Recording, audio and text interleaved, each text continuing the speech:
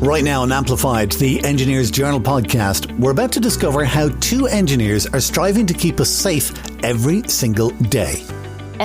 Somebody who's very curious, otherwise nosy. And I'm describing myself. Since I was a kid, I always wanted to know, how does that work? The underpinning for me would be somebody who is a problem solver.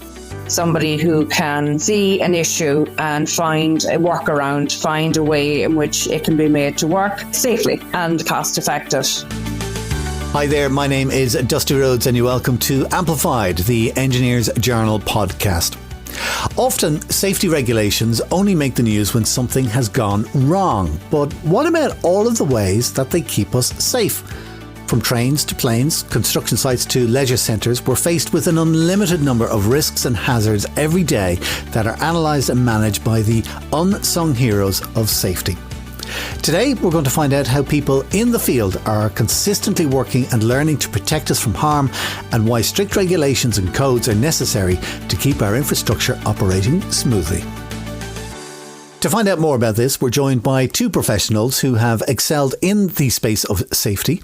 From Foley Safety Solutions, we have a safety professional and experienced auditor who has worked across numerous industries and advised at government level on developing safety management systems for unregulated industries.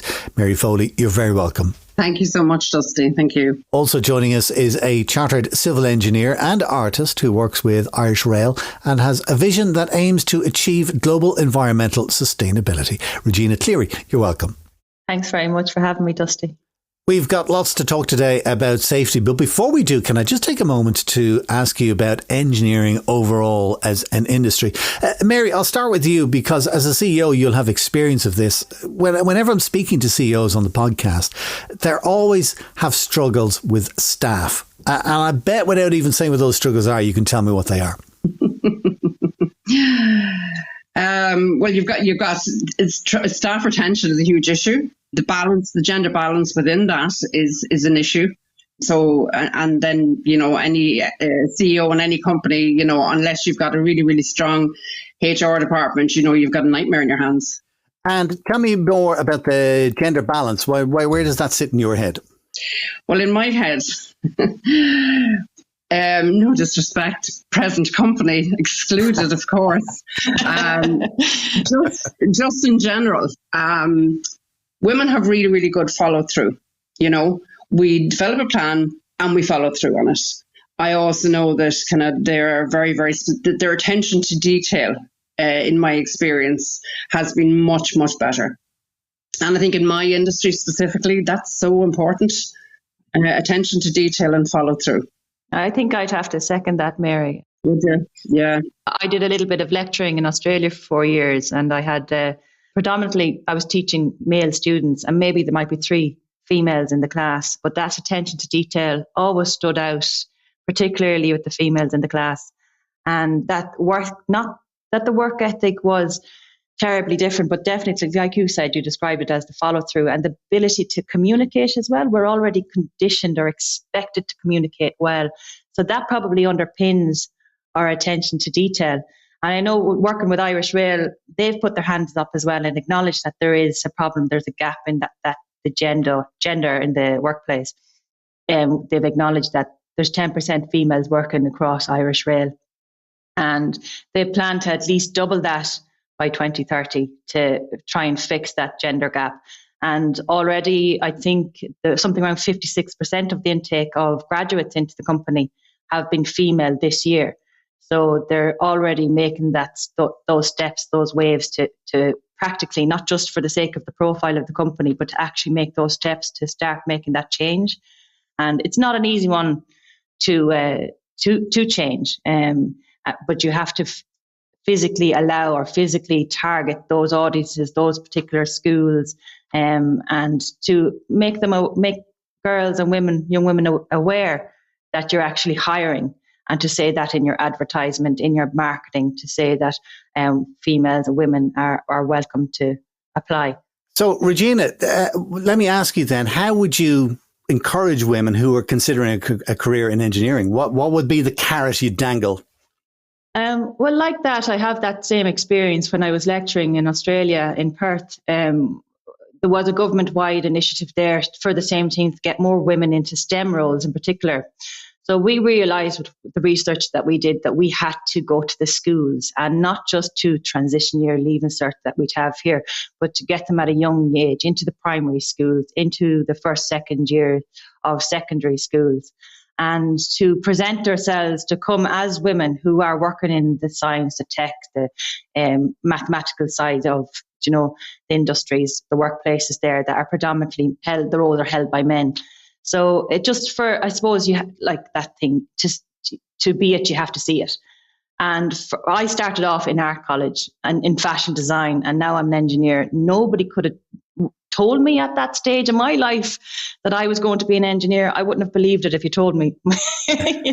So moving from fashion design and holding on to that curiosity of design and process and how things are made. I was always interested in architecture and design and garments, and that's the link, is how to create and fix problems and how to make it fit the people that you're designing for. Civil engineering and designing, building infrastructure is the exact same thing in my mind as designing a garment or a dress or a pair of shoes. You have to make it fit and suit the people that you're designing for. So, yeah, you have to get into the schools and get them at an early age to attract the women into these industries, to show them that they can do this, that the women are already doing it, and also to promote and market it and use that particular language and be specific and invite women into the companies that are at the moment dominated by males or by men.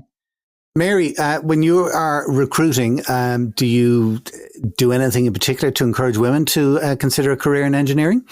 I don't, and I have to agree there with Regina, like we don't get enough applicants. And I don't think women are, not women, but I don't think, at school, when the kids are still in school, I don't think they're grasping kind of the variety of roles that engineering presents. And Regina, your story is just the perfect example of that. That technically you're doing the same thing that you wanted to do when you were leaving cert, but you're doing it with a different focus, so to speak. But it's still the same. It's still the same concept, Yeah, and you're right. Yeah. Yeah, and I mean mine is the same. Like it's still taking it, and you can take safety engineering and bring it to literally any industry. Yeah. And the same rules will always apply. The same risk management. Yeah. The concept is always going to be the same. I mean, when I do hire, I do pay a lot of attention to feedback that I'm getting from, people they've worked with previously, or with, where they've had experience with, we do a lot of training, a lot of safety training, a lot of kind of consultancy work. So testimonials are very important to me, and, feedback from previous experiences and so forth. And I don't think women are looking for, there's this concept out here, Regina, I'm sure you'll agree with this. As women, we're not looking for special treatment. No. We're not looking to only work mornings. No. We're not looking to have Fridays off, you know what I mean? We're perfectly prepared to work, 50, 60 hours a week if needs be to get it right. We're just as hardworking, and there's no special treatment. Yeah, required. Just as resilient, yeah. Yeah, exactly. I think it's really interesting because we're recording the podcast in the same month as International Women in Engineering Day. And I think it's getting better to see more women in engineering. If you look at any engineering website now, they're all using stock photos of women and men on site and stuff like that. Just to go back to your stock photos reference there a moment ago, Dusty, though, it drives me absolutely nuts when I see some of these stock photos. And they perfectly manicured nails, makeup like the just about themselves. There is no woman on earth that looks like that on the building site. Yeah, I can tell you, Mary, especially the last year, I gave some feedback to my own company, to Irish Rail, and I advised to use the people who are already working in the company for those photographs, for marketing. So now I suppose I was already holding my hand up to take part. So only recently I've had a photographer follow me in my everyday working role, and I'm in my orange high-vis working on track. And we attended the I Wish event in the RDS, which was about getting more young girls and women into STEM roles. And there was a poster bigger than myself of me in my high vis standing on a platform. And like that, they've acknowledged what you just said, Mary, is that it's very important to make it look real as it is. We can, of course, go in with our nails painted if we so choose, but we're not like that every day. We're there working, and we have to wear a PPE the same as everybody else. I have my hard hat on some of the days. And yes, you get stuck in just like everybody else, and you're not always going to come home the same way you left the house, So, yeah, part of the message I'd like to give, should assume that women would be afraid to do these roles, because we are well able to pick up the equipment and the tools and the shovels and do as men do, climb the ladders, and it's no different. Yeah. Let's chat about safety. I think a lot of people underestimate the importance of safety. I mean, we seldom hear of things like, bridge collapses. There was one huge one in Italy a couple of years ago. However, catastrophes, when things like that do make the headlines. Regina, I'm just thinking of yourself when I think of bridges and trains and stuff like that. How would you balance that kind of bad news, if you like, with some everyday examples of consistent use of services that work seamlessly in safety? Every single day that I go to work, safety underpins what I do. Every single day. Before we even begin our work, we have our safety briefing, our method statements. We're all trained. We take a personal track safety course. That's the first ticket that you get to make sure that you know that you are responsible for your own safety. It could take a train up to 800 to a kilometre and a half to stop, a fast train. That's the level of risk. And that's important for the public to know, as it is for an employee working on the track. So your personal safety and the safety of the team you're working with is first and the most important thing that you have to have in your head before you start your work and as you continue your work throughout the day. And the objective is to get everybody home safely, not just to complete the work as prescribed, but to get everybody home safely first and foremost. So when it comes to the actual infrastructure and the interface with the general public or members of the public, one of the things that we monitor every day is, say, vehicles travelling under bridges. And often a vehicle might get stuck, or what we call a bridge strike. And the most important thing that the member of the public can do in that instance is to use the phone number that's on the side of the bridge and contact us immediately, and give the number of the bridge so that we have the location. And straight away, then we will send out a team to remove the vehicle if necessary and help that member of public to do the right thing. And to also stop all trains that's above that bridge, to make sure that the passengers travelling on that train, and that train, whether passengers are on it or not, is safe to continue on its journey, or to stop it until it is safe to continue. So that's something that we monitor every single day. Another thing, level crossing use. We have Level Crossing Awareness Day. And you'll see I'll be there, my high vis, along with other members or colleagues of mine throughout the country. We'll be at certain level crossings where we want pedestrians to be more aware, or vehicle users to be more aware of how to properly and safely use the level crossing. One of the things that we'll say is for pedestrians in particular, take out your earbuds. If you're listening to music, take out the AirPods, take off the headphones. Be aware of the wind and how sound is travelling. You need to listen for the horn of the train, the movement of the train coming towards you, to look up and down the track before you cross it.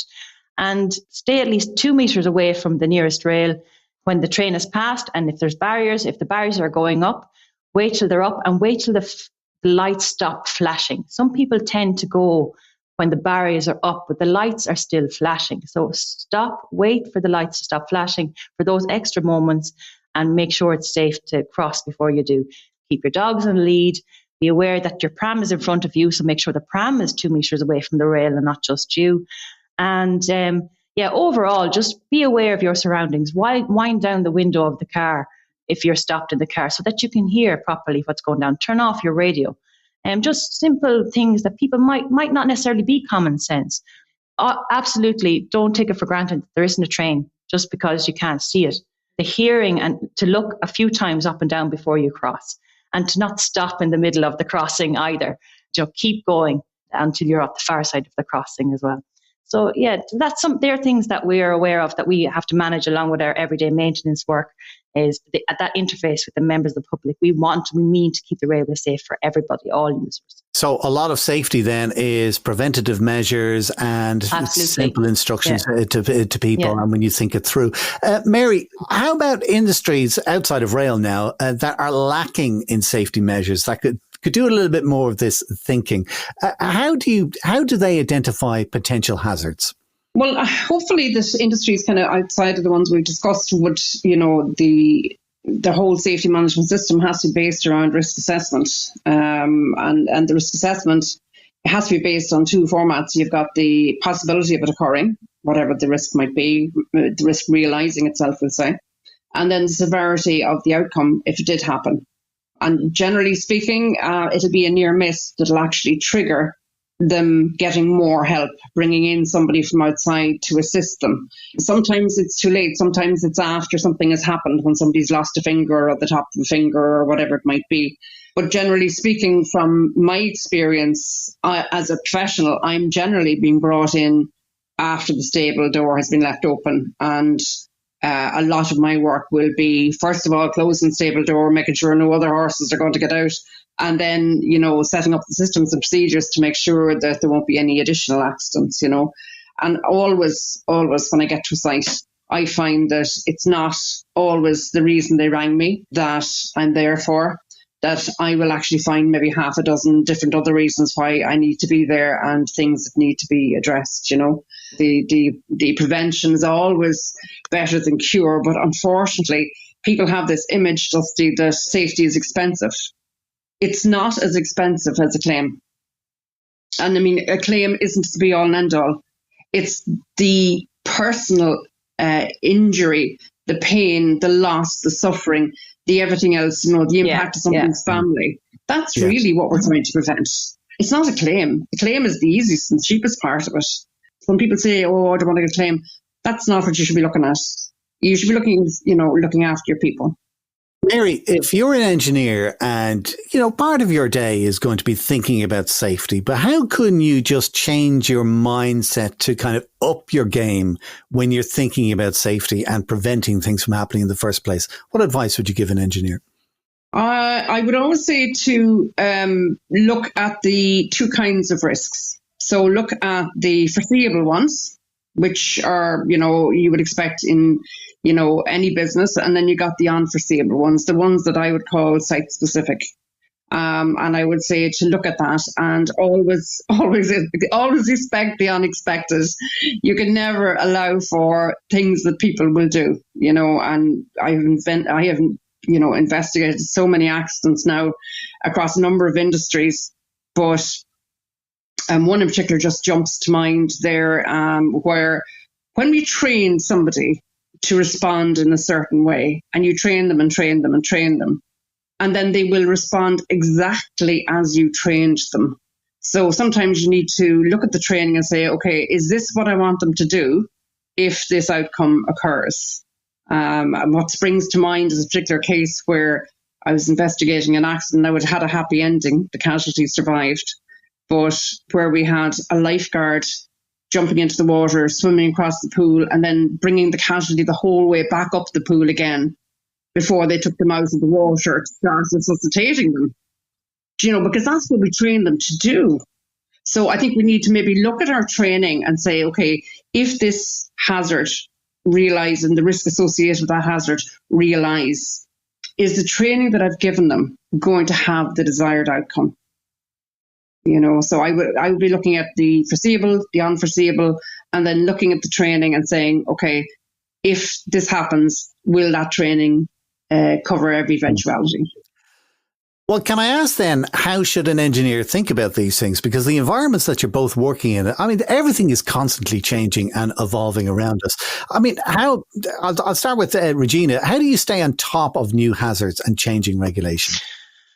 Well, even just on a daily or a few hours in that day, where you set up I'm a track safety coordinator. It's another level of safety that I'm trained for, where I'm looking after a group of people who are working trackside, like Mary mentioned earlier.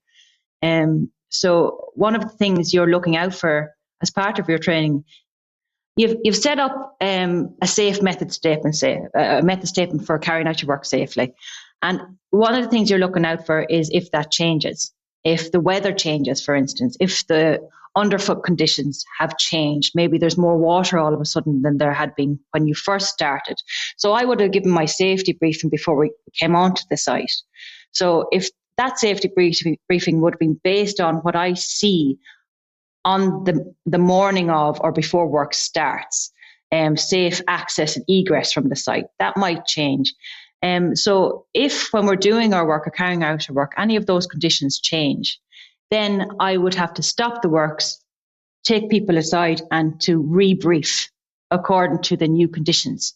So you're constantly, as an engineer, not just carrying out the work, but you're also looking at your environment around you and you're monitoring those changes. You're looking at the people who are working in your group as well. You're looking for any signs of fatigue or dehydration, things like that you mightn't think as part of an engineering role. But you're keeping an eye on everything as best that you can, along with other colleagues that you have in safety roles alongside you. There's levels of safety within that safe system of work is the term I was looking for earlier. So there's levels of safety within that safe system of work, and there's more than just me as a track safety coordinator. We've other engineers in positions of safety as well, and everybody acknowledges that they're responsible for their own safety as well. They all have their PTS, and they all sign off for that before they've come to site. So yeah, it's constant monitoring, and you have to maintain your currency. Whether you're engineer or chartered engineer, you have to maintain your currency and make sure that you're up to date. It's not enough to take a once-off safety training course. You have to do that repetitively, and and like that, you'll train somebody to do something once, but to train them over and over again so that they automatically do what they're trained to do. I was in the Reserve Defence Forces for 11 years, and one of the things that I took away from that was that repetitive training again and again and again, so that when something happens, straight away, you just switch on and you do the right thing. The right thing being the thing that you were trained to do. If I could jump in there, actually, if you don't mind, Regina, because you raised a very interesting point there. And that's, the need. People sometimes say, oh, safety, that's her job. It's not. Safety is absolutely everybody's role. Absolutely everybody. And we don't have to train them realistically in safety, because we all do it automatically. We all get into the car in the morning and we risk assess the driveway onto the main road to see, whether or not I can pull out here, it's safe to pull out or not. So we're always risk assessing in our lives all the time. So most people, it comes second nature to them. But the point of work, the dynamic point of work risk assessment is really, really, really important skill. The ability to be able to recognise the conditions have changed and to be able to do this dynamic risk assessment, albeit in your head, and say, okay, now it's unsafe. We need to stop what we're doing. So 100%. Yeah. I think safety, it needs to be kind of across the board. And just going back to your question there, Dusty, I suppose IOSH have been incredible. Engineers Ireland, incredible in terms of providing us with kind of a continuing professional development, new stuff coming down the track, new information. And yeah, we absolutely have to stay on top of it all the time, because it's ever moving, ever changing, and thankfully ever improving. There's a huge drive at the moment, particularly with the Sustainable Development Goals. I'm on the committee for setting up the forums with the Department of Environment for the Sustainable Development Goals, which there are 17 of. And Goal 3 is good health and well-being, and future work and health and safety in the workplace comes under that goal. And working towards that, a lot of companies now, they should work towards becoming an SDG champion, which Irish Rail now is. But all of that, maintaining safety in the workplace and the well-being of employees, having well-being programs, and even gender equality, all those things make your workplace safer. So all of, like Mary said, Engineers Ireland, all those governing bodies, Department of Environment and Communications, have that information there and guidance there to help workplaces get this going, or to be more focused on reporting it and how they're progressing along the way. So the information is there. And I suppose to make time to acknowledge these initiatives there is important, as well as your day-to-day work as an engineer. I do it, a lot of that work I do it as part of being a chartered engineer outside of my day-to-day work. I do it as voluntary work to, I suppose, share the knowledge of the SDGs and health and well-being and code of ethics and any regulations that have changed. Yeah. But seeing as you brought it up, Regina, about sustainability, what changes would you like to see in the engineering sector specifically to ensure sustainability and longevity? Specifically, I'll bring it back to basics. When we're talking about longevity, and I've already mentioned gender, and we started the conversation very early on with mentioning the gender gap, and particularly with PPE, professional protective equipment. Changes need to be made and acknowledged that women, the female body, needs a particular sizing to comfortably wear the PPE that's there available. There's no such thing really as unisex PPE, especially when it comes to protective equipment. In my role, I'm crouching down, I'm climbing ladders, I'm up and down embankments and bridges. My PPE needs to be safe for me to wear and comfortable for me to wear and to carry out my job safely. So I think a lot of workplaces are starting to acknowledge this, that there is a difference, especially in footwear as well, between male and female footwear. So even to retain the women who are working in engineering roles, we need to see those changes made sooner the better, so that we feel comfortable and welcome in the jobs that we're in. And simple things, bring it back to the basics, the PPE, access to toileting facilities that are suitable for the female body, simple things like that will promote more women in the industry, in the engineering industry, and also for the longevity of the industry and to get more women involved in engineering. It's not going to take a lot of thinking, only to acknowledge what's already there that we need to change. Yeah, and they're small things. Yeah. On sustainability, Mary, and away from safety, talk to me about cultured meat. Where meat is grown in a lab. That's of a particular interest to you, isn't it? It is. And that was one that I came across while working with ABEC, a company, an American company there. They're based up in Fermoy. It was there that I came across it, but it's actually quite, advanced in terms of the research, in that meat can be grown in a bioreactor from literally only a few cells. And to me, the obvious use of that would be to provide food and nutrition and a high protein dense product to the starving millions in the world.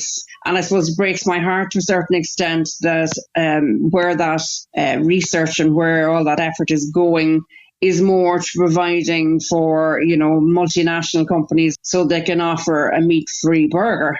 Now, it was fascinating to me for even from the outset. It's you can roughly kind of generate about 500 pounds of protein meat in the bioreactor in a day. But what ABEC were trying to do, in tandem with a company called Good Meats in the US, was to size it up to actually build bioreactors big enough to be able to scale it to the point where it was possible to literally feed the world. Where we would have, the capacity to generate huge amounts of this product. But to me, guys, sorry, if we're developing products like this, which would be absolutely life-changing for people, we really need to be drilling that and focusing it down to the areas which need it most, not kind of offering new products to already overfed Europeans and Americans. It sounds like an enormous job to be kind of growing these things in a lab compared to, kind of doing it the natural way, if you like. What's the difference in cost? Is there a huge cost saving doing it that way? There's a huge time saving element to it. There is the fact that, you're not having to slaughter, thousands of animals and millions of animals. And I suppose you've got, those animals, while they're still, being, fed and watered and everything, you've got your greenhouse gases and so forth that is being, as a result of the cattle. So, I mean, the knock-on effect is huge, but the main thing is that if they can scale it up to the level that they were trying to scale it to, and get it as automated as they were making it to be, that we would have the capacity as a world to be able to generate food to feed the whole world in terms of kind of proteins, high dense protein. It's an interesting concept I wasn't aware of, Mary. And I suppose I'm not an all or nothing kind of person. I like to mix different systems into one and not just rely on a particular system. So I suppose it would be interesting to see that implemented. And when I hear you scale up straight away, I'm going back to, I have a master's in sustainable energy. I'm going right scaling up, and I'm looking at life cycle analysis. And you mentioned carbon emissions and things like that. And as a civil engineer, I'm thinking of the amount of energy that you'd put into something like that versus, is it going to reach a net zero kind of at the end? When you're talking about electricity, how it's generated, what are the materials we're using to build these plants? And then, yes, we're not slaughtering the animals, but there is going to be some kind of emission coming from the plant itself in helping that material to grow, the non-meat or meat to grow. And I suppose, and then I'm thinking of, there's some, we're talking about biodiversity. Some systems rely on animals on the land as well for the sake of biodiversity. So it's a huge system, the life cycle of that system. Where does it end? Cradle to gate, they call it. How sure are we that it's a good thing and doesn't have bad side effects? But surely we can certainly improve the systems that we already have. But I don't think there's any quick fix. But certainly, like you said, to continue to feed the people who already have the food doesn't work. And as it is, a lot of the staple foods that are grown in South America are being shipped over to the Europeans and increasing the cost of the staples that the South Americans might have otherwise for the sake of veganism. They're all the very interesting conversations, but increase emissions at the same time. So, environment versus feeding the few, or I don't know, it's hard to be sure of the outcome, whether it's a positive or a negative. Well, you see, these are the big questions that engineers typically tackle and talk out and stuff like that. I find it fascinating. Yeah. Mary, any last points you'd like to make? One thing that we've kind of touched around but not kind of hit the nail on the head with is that very few employees, and Regina, you'll have found this as well, very few employees realise that under the 2005 Act, they actually have an obligation to look after their own safety and the safety of others. And I know the trackside safety course focuses very heavily on that, but very few employees realise that they have a legal obligation to look after their own safety and the safety of others. So I suppose if I was sending any message out anywhere, that would be one of them, to do look out for yourself and the safety of yourself and your colleagues. That's really, really important.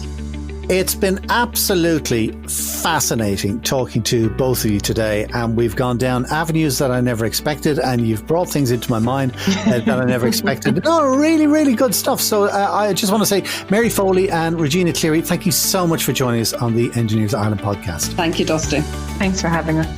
If you would like to find out more about Mary and Regina and some of the topics which we spoke about today, you will find notes and link details in the show notes area on your player right now. And of course, you'll find more information and exclusive advanced episodes of the Engineers Ireland Amplified podcast on our website at engineersireland.ie. Our podcast today was produced by dustpod.io for Engineers Ireland. If you would like more episodes, do click the follow button on your podcast player to get access to all of our past and our future shows automatically. Until next time, from myself, Dusty Rhodes, thank you for listening.